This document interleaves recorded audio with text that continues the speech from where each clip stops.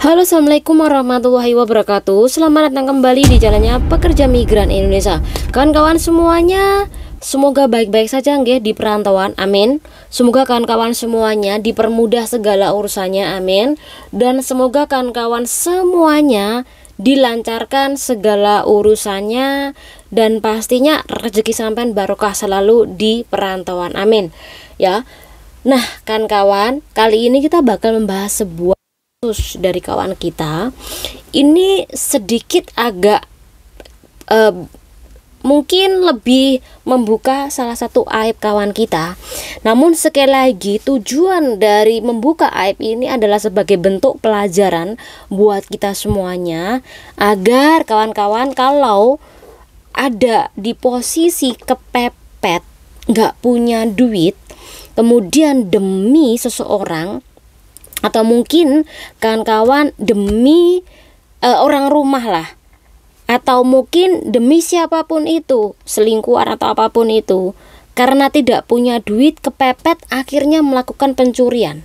Nah, bagaimana tentang kasus dari kawan kita ini yang telah tertangkap karena mencuri milik majikannya berupa atau berbentuk uang? Simak videonya sampai habis. Sekali lagi, ini bisa kawan jadikan pelajaran. Bagaimana bentuk dari kasusnya, kronologinya, dan di penjara berapa lama? Silakan simak sampai habis.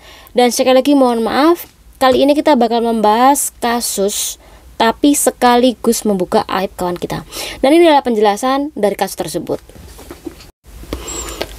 Mbak R, umur 39 tahun, ini ditangkap oleh pihak polisi setelah ada laporan dari bosnya karena bosnya ini kehilangan uang sebesar 20.000 dolar sini. Ketika ditangkap itulah si bos ini menanyain sama si Mbak R ini. Tetapi Mbak R ini tetap bersikukuh dia tidak mengambil uang milik bosnya. Tetapi bosnya yakin kalau si Mbak R ini yang ngambil uang tersebut, karena di situ baik itu bos laki, bos perempuan maupun anak, ini tidak ada yang mengambil. Lalu siapa yang mengambil kalau bukan si pembantunya atau PRT-nya? Akhirnya karena memang si Mbak R ini tidak ngaku, yaitu jalan atau alternatif lainnya, bos ini akhirnya langsung memanggil pihak polisi untuk menangkap si Mbak R. Ketika di sidang di Kaulondong sana, tetap aja si Mbak R ini berbelit-belit dan tidak mengakui bahwa ia ini mengambil uang 20.000 Hongkong dolar tadi. Namun setelah ditekan, akhirnya yaitu mengaku kawan-kawan kalau ia telah mengambil uang 20.000 tadi. Akhirnya ketika di persidangan itu ditanyakan, uang 20.000 tadi itu buat apa?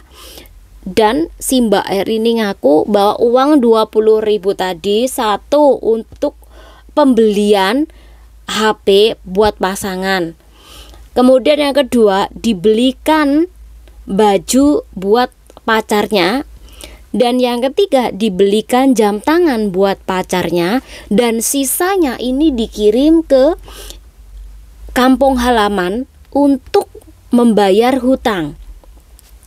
Dan ketika sudah ada pengakuan, maka jaksa penuntut dari majikan ini meminta agar si Mbak R ini di penjara selama 5 bulan. Tetapi sekali lagi, semuanya kan tergantung dari hakim ya. Nah, pada hari itu hakim menentukan bahwa Mbak R ini dituntut dengan penjara 2 bulan serta dikenakan denda sebesar 8.000 dolar Hongkong atas kasus yang dia lakukan. Intinya setelah ditanyakan secara serius dan ketika tidak mengaku maka bisa dituntut lebih lama penjaranya. Maka si Mbak R ini akhirnya mengaku ya kan kawan, kalau dia memang melakukan pencurian di tempat bosnya tadi. Oke kan kawan, di dalam kasus seperti ini loh, jadi cuma saran saya, jangan Anda ini melakukan pencurian untuk membahagiakan pacar Anda yang sebenarnya itu tidak perlu Anda lakukan. Ya, kecuali kalau Anda ini bodoh banget, mungkin Anda akan melakukan. Tapi ketika Anda ngerasa itu tidak perlu, ya jangan lakukan. Karena apa? Ya, kalau Anda mencintai, kalau pasangan Anda mencintai Anda, itu tidak akan meminta sesuatu hal barang, apalagi di batas kemampuan kan kawan.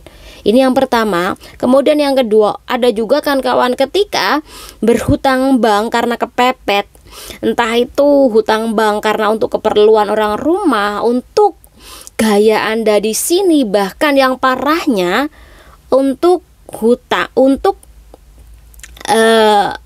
mencukupi pacar Anda, entah itu di Indonesia ataupun di sini ataupun di negara lain, itu jangan sampai Anda lakukan. Kemudian ketika hutang bank dan itu jatuh tempo, Anda tidak bisa membayarnya karena gaji Anda habis untuk pacar Anda, jadi Anda melakukan hutang bank, tapi jatuh tempo nih. Jadi jalan lainnya Anda bakal melakukan pencurian di tempat majikan Anda. Sekali lagi, jangan lakukan kan kawan. Karena apa? Itu merugikan Anda sendiri. Jadi kalau sampai pacar Anda menuntut ini itu, bahkan sampai ngancam Anda dengan kayak video porno yang Anda lakukan ketika Anda main PS atau ini, maka Anda bisa melaporkan hal ini ke KJRI. Jadi ketika ke KJRI sudah Anda laporkan, kemudian ketika Anda memiliki uang, tentu Anda bisa menyewa pengacara. Nah, ketika menyewa pengacara itu, nanti pengacara pasti akan minta bantuan kepolisian di Indonesia kan kawan. Ya, agar kawan-kawan ini bisa memberi efek jera pada orang yang memanfaatkan video tanpa busana Anda tadi, dan yang dimana pasangan Anda ini melakukan pemerasan terhadap Anda. Jadi intinya, kalau sudah terjepit di posisi tersebut, Anda jangan sampai melakukan pencurian uang majikan Anda. Karena apa? Ngisi-ngisi nih kan kawan, memalukan sekali ya. Anda penjara, dan itu efeknya nggak hanya Anda saja, namun juga kawan-kawan yang lain, dan juga tentu membawa nama buruk Indonesia juga. Dan itu juga pernah terjadi baru-baru kemarin. Jadi intinya kan kawan, untuk kasus seperti ini tolong untuk dihindari. Kalau laki-laki sayang sama sampean, pasti tidak akan neko-neko untuk meminta Anda uang.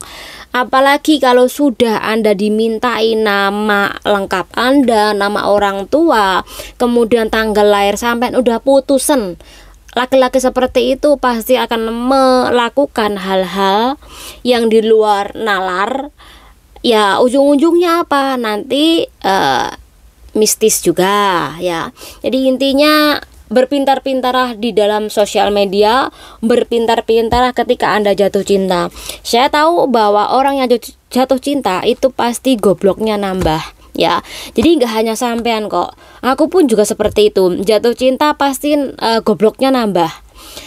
Kalau sudah sadar, pasti nanti jadi pintar kembali. Jadi intinya, berpintar-pintarlah ketika Anda jatuh cinta, dan berpintar-pintarlah ketika Anda bersosial media. Semoga bermanfaat buat kawan-kawan semuanya. Jangan undur diri. Wassalamualaikum warahmatullahi wabarakatuh.